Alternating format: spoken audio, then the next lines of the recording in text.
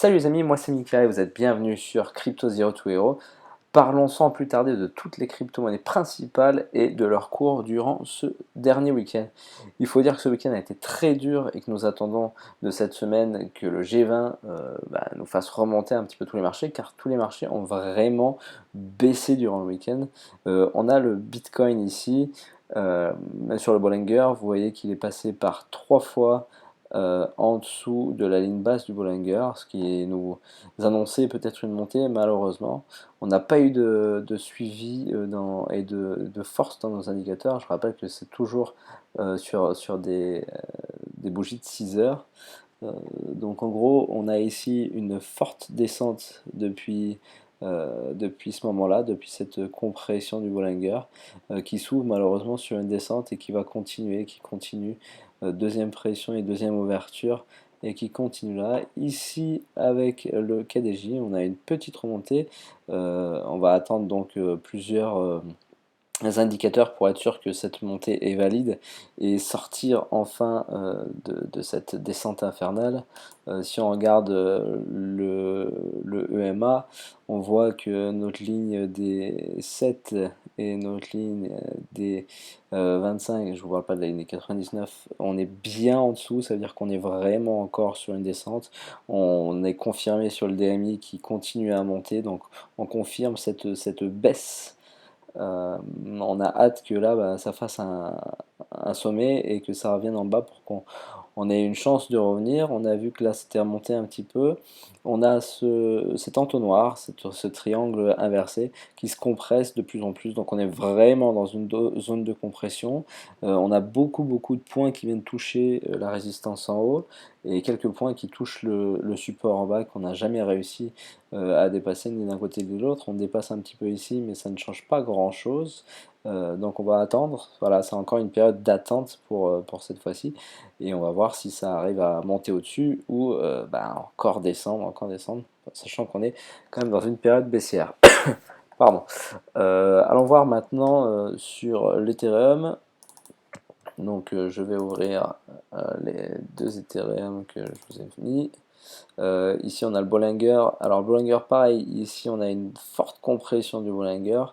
Malheureusement ici on touche en bas, on pensait que ça monterait un petit peu. Ça n'a pas pris tout de suite parce qu'il n'y avait pas du tout de volume.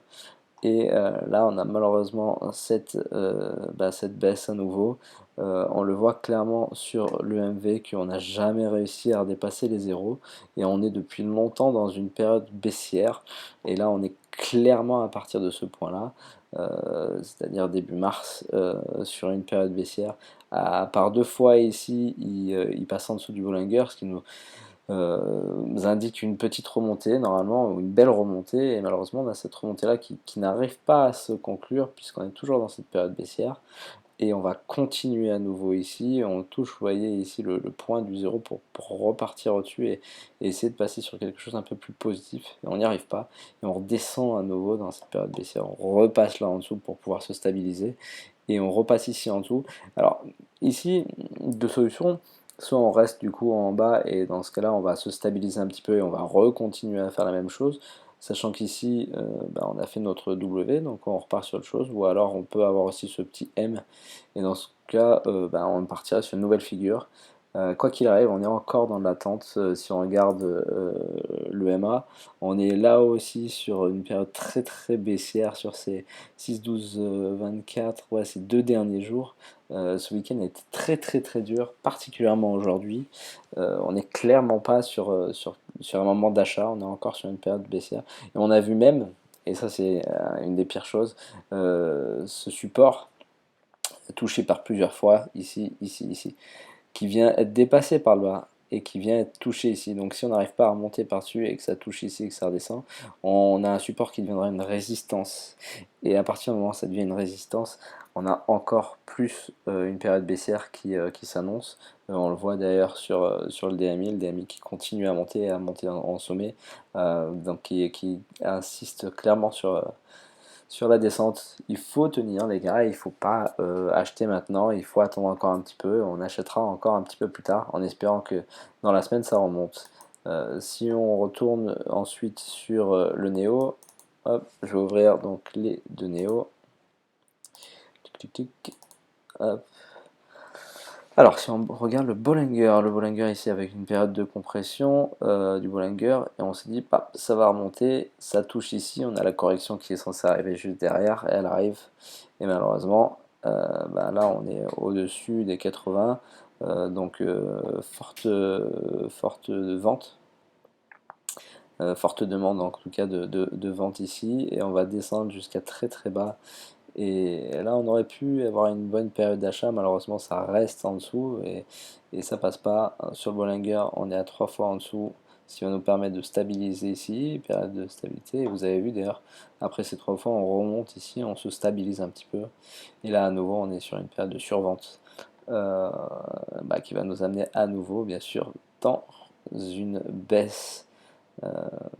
On arrive ici on vient de sortir un tout petit peu du Bollinger, on a une nouvelle hausse qui est arrivée en dessous des 20, donc c'est peut-être une bonne période d'achat, une bonne possibilité. On est encore en période baissière, mais on change au niveau du volume, on a un volume plus grand ici. Et au niveau, ici vous voyez au niveau du support, on a un support qui est plutôt faible, on est sur le troisième point, mais ça reste dans ce tunnel. Et par contre, on a une résistance qui est très très forte. À 3, 5, 8, 9 reprises, on n'arrive pas à sortir de cette résistance. Donc on a un tunnel de compression qui est assez fort, qui va nous amener soit sur une hausse, soit sur une baisse. Si là on arrive à dépasser, on serait sur une hausse à nouveau. On voit qu'ici on a un sommet qui s'est créé. Si ça redescend, ça veut dire qu'on va sûrement aller sur une hausse. Quoi qu'il arrive, on est encore sur une période baissière. C'est peut-être pas le moment d'acheter, il faut encore attendre un petit peu. Mais Neo a l'air, après cette grosse chute de ce week-end, a l'air d'être peut-être reparti sur des bonnes bases pour remonter. On va voir dans les prochains jours. Et enfin, on va terminer avec Binance BNB. Pardon.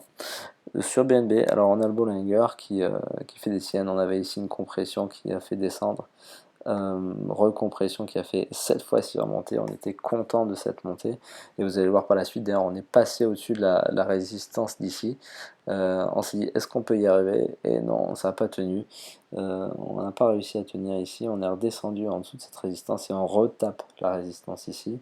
On a un support interne qui était là, tac, tac, tac, qui est devenu qui est passé en dessous de ce support interne et qui est devenu résistance peut-être ici, sachant qu'il faut qu'on voit la suite des choses pour voir si ça passe en dessus, et dans ce cas là on n'aura pas cette résistance, mais cette résistance va être très très forte si jamais elle est tenue. Donc on est sur une période qui ici est peut-être moins baissière sur le BNB, je pense qu'on est sur quelque chose d'assez stable. On va le voir après avec le MV. Ici vous voyez on a peut-être une période d'achat qui est possible, peut-être remonter, on va voir, il va falloir que ce soit confirmé dans les prochains jours. Sur le MA, pardon, on voit qu'on a des échanges ici entre les périodes haussières et les périodes baissières. On a un DMI qui est très très bas, qui commence à baisser, donc là il y a quelque chose qui peut se profiler. Si jamais la période haussière venait à croiser la période baissière, ce serait un bon moment pour acheter, puisqu'on l'a vu, il y a déjà plusieurs indicateurs qui indiquent cette remontée.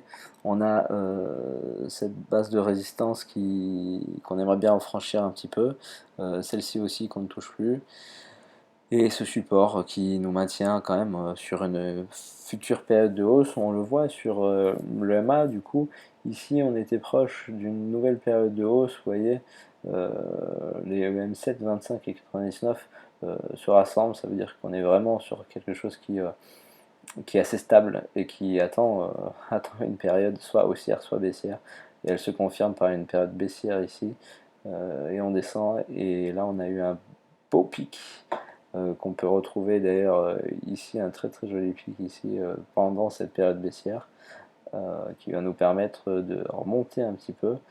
Ça suffit pas ici pour faire remonter le MA 7, mais on voit que c'est assez instable, mais c'est instable. On est sur quelque chose on est sur une compression, et sur une compression qui risque d'être haussière. Ça a l'air en tout cas de remonter un petit peu. On est descendu très très bas, au-dessous des 8 aujourd'hui, et là on remonte au niveau des 8,80. Voilà, on est quand même sur de l'instabilité sur tout ça, sur ces 4 crypto-monnaies principales. On va vous conseiller d'attendre et puis on voit dans la semaine comment ça se passe. Merci de nous suivre, à très bientôt.